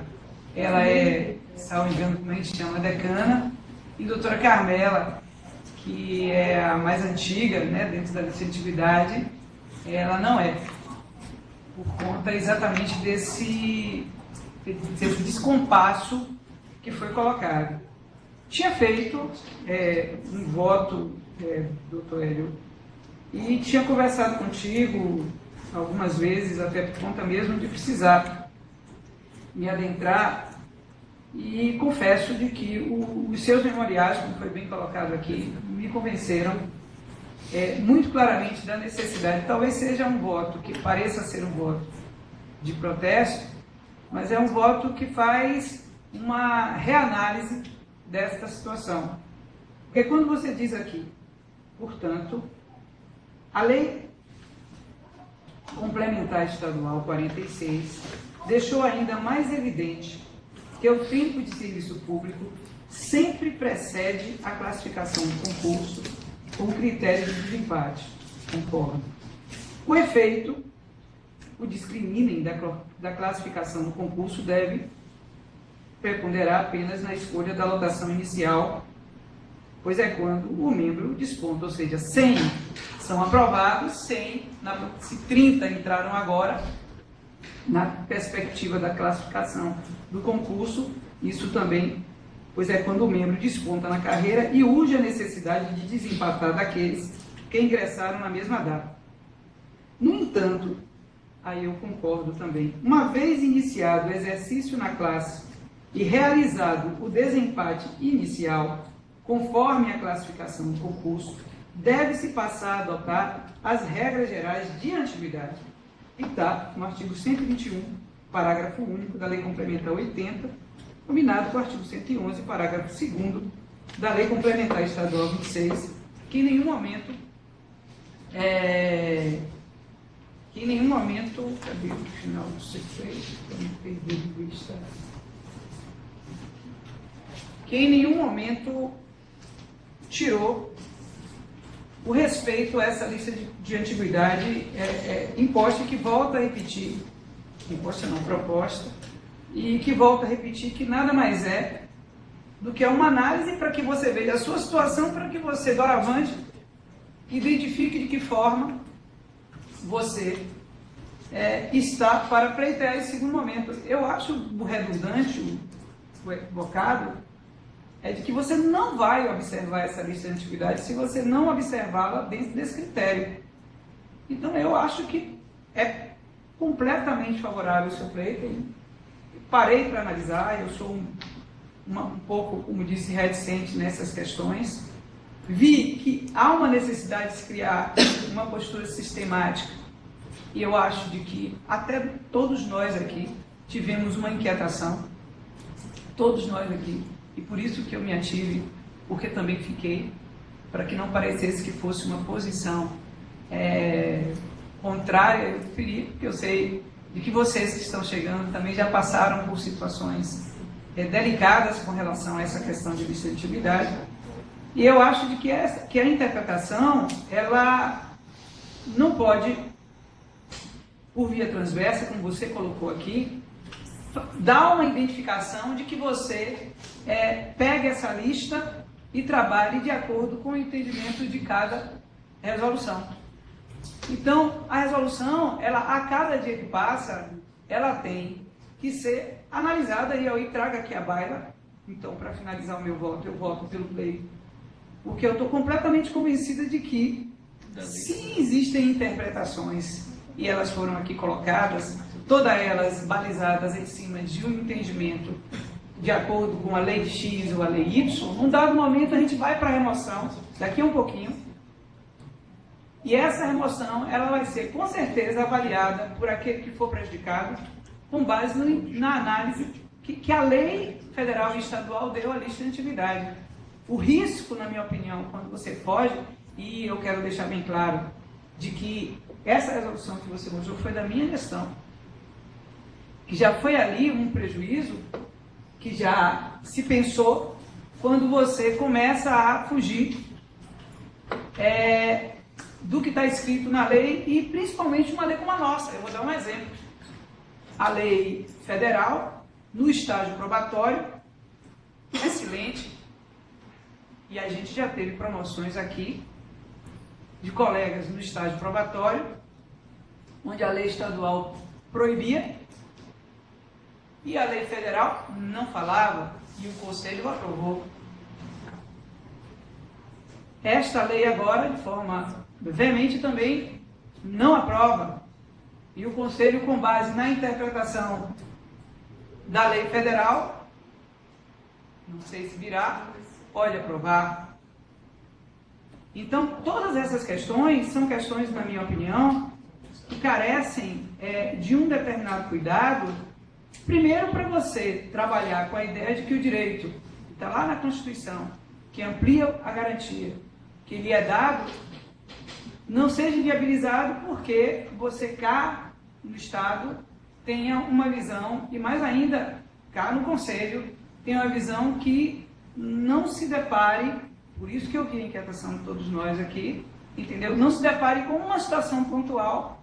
Por isso que eu acho que essas resoluções elas precisam estar muito adequadas ao que o legislador federal quis buscar, para que no estadual a gente não contraponha aquilo que o próprio Conselho vai vir depois e mudar.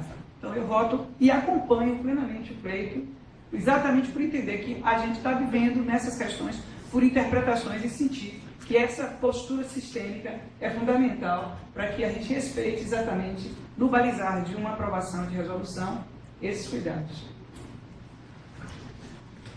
Então, a Tereza votou pelo provimento do doutor Hélio. Então, meu voto, primeiro eu quero dizer parabenizar você pela coragem, pela disposição. O defensor público, ele tem uma vantagem, sabe falar, né? Sabe se articular. Então, aos parabéns, você trouxe muito bem a sua demanda. E dizer que a questão sobre a possibilidade de judicializar as ações, sempre, como o Lucas falou, sempre essa possibilidade. Quando você tem um posicionamento aqui do Conselho, ele vai sempre prejudicar alguém. Então, a questão não é essa, a questão é saber qual a postura e qual é a função do Conselho Superior da Defensoria.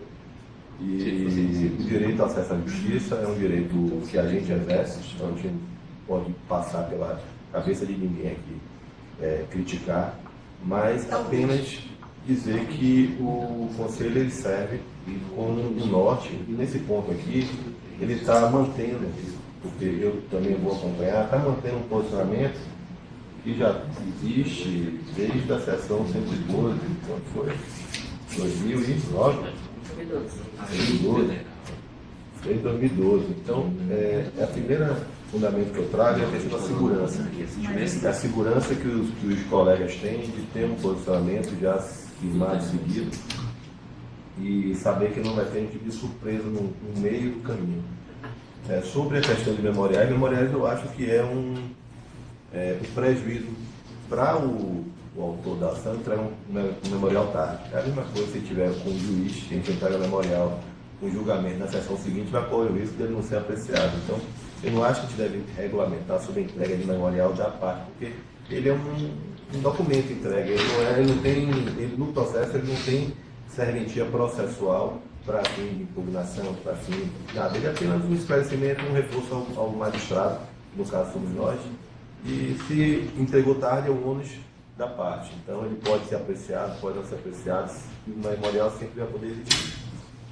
Sobre a possibilidade dos colegas participarem, eu acho fantástica essa ideia de se permitir. Eu não sei nem se precisa, sinceramente, algum tipo de não sei, porque será que me permita só, doutor Pedro, é porque há exemplo da situação que está sendo discutida dos memoriais, que eu concordo, e a parte tem, o doutor Hélio podia ter entregue antes ou depois, eu entendeu até estratégico deixar para mais próximo do julgamento, exatamente para refrescar a nossa memória, mas assim, em relação à videoconferência, o disciplinamento é por conta da liberação do sistema pela CMO, então precisa a gente saber quantas pessoas têm interesse na causa para liberar o acesso com antecedência. Então, o disciplinamento é mais de ordem técnica, talvez, do que não é de legal. Eu não sei se o colega fazer um requerimento de participar dessa forma, se vai ser impedido porque não tem uma previsão. Não, acho que ele se ele fizer... Não é impedir a participação, não é só organizar para mas para você fazer a sustentação também no Conselho, pelo menos tinha que ser feito um requerimento na Secretaria até 30 minutos antes. Aí não teria como habilitar, né? Isso é o que o está falando, né? Trabalhar a questão técnica com esse prazo tão exíguo. Só, Pedro, sem querer te interromper, mas só para deixar assim um pouco claro, diante de todas as discussões que foram colocadas aqui, não sei se ficou claro, mas eu queria só esclarecer essa dúvida, porque assim, vocês estão tratando da questão da legitimidade, mas com relação, porque assim, vai ser aberto um processo de remoção, querendo ou não, né? E aí estou trazendo justamente para a gente tentar evitar problemas posteriores de você não dar seguimento ou ter que parar, enfim, impugnações posteriores ao processo de remoção. O entendimento que vai ser aplicado ao processo de remoção, né, vai ser esse que está sendo colocado aqui ou que foi discutido e que parece que meio que ficou no ar, não sei se ficou bem claro o entendimento de vocês, que para o processo de remoção é diferente. Né? Só para a gente deixar as regras já bem claras antes da publicação desse edital de remoção, para que a gente não venha a ter nenhum tipo de discussão ou até problemas posteriores. Só fiquei nessa dúvida. Doutora, o edital que nós aprovamos aqui é com base na Lei Complementar Federal, 80, artigo 124 mesmo. E o dispositivo da nossa lei estadual utilizado foi o 114. Então, assim, o que a gente trouxe aqui, o que o doutor Bruno trouxe, é exatamente a necessidade. Eu acho que quando ele ventilou a questão da remoção, e eu também tinha essa intenção, era só para deixar as coisas, para esclarecer que o pedido do doutor Hélio dizia respeito à antiguidade, à lista de antiguidade, e que o processo de remoção tem a normativa que, inclusive, nós aprovamos aqui. Desculpe, nós aprovamos aqui. Trouxe apenas a discussão. O que a senhora quer é imaginar se haverá indignação. O edital de remoção não faz É a lista de atividades, sim. Vai ser essa que está em ponto. Se pode dar uma consequência maior do que foi não está com pedida. base no 114, é isso que ele vai suscitar agora. Porque o processo de remoção, o sistema, ele já calcula quem vai ganhar a vaga da remoção com base nessa lista de antiguidade que não foi feita. E haverá necessidade de uma nova publicação. Exatamente isso, é por isso que eu estou porque ele é automático, ele já calcula automaticamente com base na lista de atividade que foi publicada em agosto. Haverá necessidade, se a senhora quer uma posição, ao menos dessa conselheira, sobre uma possibilidade de uma futura impugnação, depois que a impugnação for feita e sustentada, eu posso me afastar. Eu estou só tratando. A regra está posta no edital, a que está aprovada. A que está aprovada. É só isso. Não, é a que está aprovada. Existe. É a que está aprovada, doutora. Não tem como lhe dar um esclarecimento sobre fato futuro e que pode. Isso. Mas o que a senhora está é passado. O edital foi aprovado. Estou falando das discussões que foram travadas e que hoje não que doutor estou dizendo. Pode ser que eu esteja antecipando uma discussão que virá no futuro.